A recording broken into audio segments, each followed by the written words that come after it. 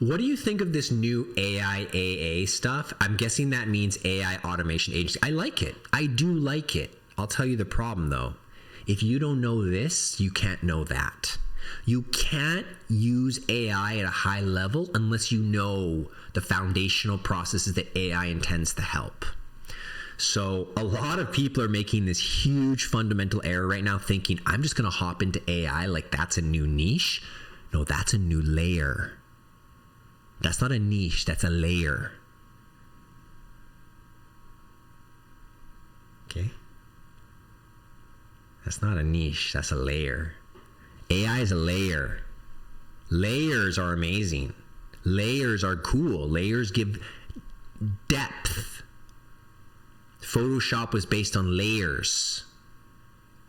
Your niche is AI. That's like saying your niche is intelligence. It's like, no, we apply intelligence to everything. We don't just decide to use a little bit of intelligence here and there.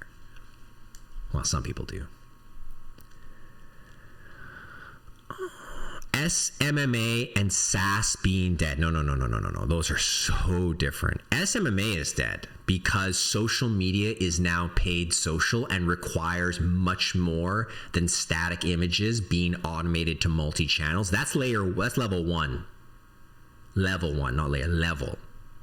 Level 3 is going to be videos, story, strategy. So don't get overwhelmed in AI. Go contrarian. While every noob goes to AI right now, they're going to get all washed out 100%. Go study something very, very hard, like video, like writing, like podcasting. Choose a media. Master the media or the medium. Master the best practices of that medium. And then see how AI can help you. But if you go looking from the AI perspective, you won't even know what you're looking for.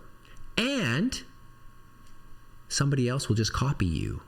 You see, if I step back, here's what happened to me.